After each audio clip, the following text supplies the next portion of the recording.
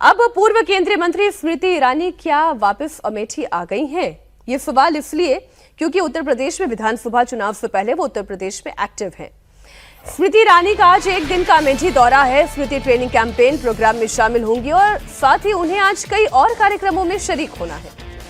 आपको बता दें कि कुछ दिन पहले भी राहुल गांधी ने अमेठी का दौरा किया था और 2019 के लोकसभा चुनाव में अमेठी सीट से स्मृति ईरानी ने राहुल गांधी को 55,120 वोटों के अंतर से मात दी थी। लेकिन 24 में चुनाव फिर पलटा। स्मृति कांग्रेस कैंडिडेट किशोरीलाल शर्मा से हार गई थी। लेकिन उत्तर प्रदेश में अगले साल होने वाले विधानसभा चुनाव से पहले एक बार फिर स्मृति ईरानी अमेठी दौरे पर हैं। अब राजनीतिक तौर पर ये दौरे को हम किस तरीके से देखें, सचिन जी, सवाल ये है, बैक इन अमेठी? देखिए, वो 2024 में लगभग 1,70,000 के मार्जिन से किशोरीलाल शर्मा से हारी थी। लेकिन अभी जो ग्राउंड से जो रिपोर्ट्स आ रही हैं उसमें लोग जो अमेठी के सांसद हैं बहुत खुश नहीं थे। अभी राहुल गांधी का जब वहां पे मीटिंग भी हुआ जिसमें उन्होंने प्रधानमंत्री और गृह मंत्री के लिए आपत्तिजनक शब्द का प्रयोग किया था, उस समय भी किशोरीलाल शर्मा को लेकर शिकायतें उनके पास भी आई थी और बोर्ड भी लग गए थे कि 2 साल में आपने क्या किया है। तो स्मृति ईरानी 2019 से 24 में ये आई कि इनके कुछ खास लोग वहां पे एक कोटरी बन गया था, उसके माध्यम से ये बिल्कुल इनएक्सेसिबल हो गई थी। तो वो गलती जो 14 से 19 में इन्होंने अपने आप को एक्सेसिबिलिटी हारने के बावजूद रखा, जीतने के बाद अब इनको ये दोबारा आया है। तो देखिए, काम तो इन्होंने किए थे, लेकिन जनता में, नेता में क्या होता है, आप काम कितना भी कर दीजिए, कोई बुलावा आए आप नहीं जाइए, कोई आपसे मिलना चाहता है आप नहीं मिल रही हैं, कोई फोन करे आप नहीं उठा रही हैं।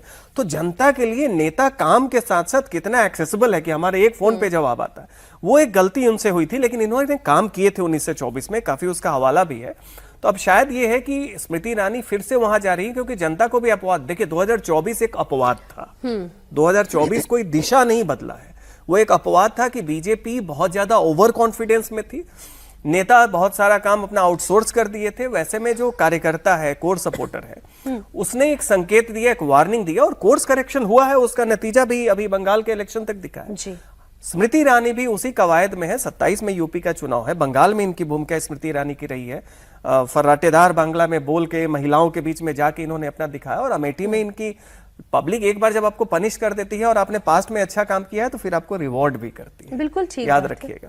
तो जब ये अमेठी जा रही हैं तो निश्चित तौर पे अब ये आएगा कि भाई इनको हमने जरूरत से ज्यादा पनिश कर दिया है, ठीक है।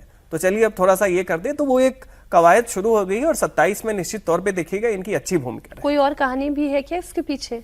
नहीं, देखिए, अभी उनके पुनर्वास की बातें चल रही हैं। अभी भी राज्यसभा के चुनाव हैं और नवंबर में तो रिवाइवल कैसे होगा? 29 में होगा या कुछ 27 में होगा? पहले हमको लगता है होना चाहिए है, क्योंकि एक तो अभी इसी साल नवंबर में उत्तर प्रदेश की 9 सीटों पर, राज्यसभा सीटों पर चुनाव है। अभी भी 24 सीटों का मामला आया है, कैंडिडेट तय करने हैं। इनकी पश्चिम बंगाल की जो भूमिका है उसका पुरस्कार इनको बीजेपी की तरफ से मिलना चाहिए। उसके बाद उत्तर प्रदेश की जनता उनको रिवार्ड दे देगी। अगर अभी उनको कहीं उनका पुनर्वास होता है, भारतीय जनता पार्टी कहीं एडजस्ट करती है, संगठन में जगह मिलती है। देखिए, ये 2 चीजों पर ध्यान रखनी है हम लोग को। राज्यसभा चुनाव में उनको कहीं एडजस्ट किया जाता है या नहीं, और नितिन नवीन या फिर संगठन में, हाँ, नितिन नवीन की टीम में, और फिर उनकी भूमिका बनेगी उत्तर प्रदेश के चुनाव में और फिर आगे के लिए। वो अभी उनका राजनीतिक करियर बहुत बचा हुआ है। आइए बात एफआईआर की कर ले। सुप्रीम कोर्ट एफआईआर की वैधता को चुनौती देने वाली याचिकाओं पर आज अपना फाइनल फैसला सुनाएगा। मुख्य न्यायाधीश सूर्यकांत, न्यायमूर्ति जयमाल्या बागची की पीठ सभी याचिकाओं पर एक साथ फैसला देगी। अदालत ये तय करेगी कि क्या चुनाव आयोग के पास मौजूदा रूप में एफआईआर करने के लिए संविधान के अनुच्छेद 326, जनप्रतिनिधित्व अधिनियम 1950 और उसके तहत बनाए गए नियमों के तहत शक्तियां हैं या नहीं।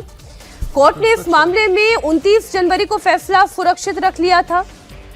कोर्ट ने एफआईआर प्रक्रिया पर रोक नहीं लगाई थी और ये प्रक्रिया बिहार, केरल, तमिलनाडु, पुडुचेरी और पश्चिम बंगाल में पूरी हो चुकी है। यूपी, गुजरात और राजस्थान जैसे कई राज्यों में यह अभी भी जारी है और कई राज्यों में होना भी है।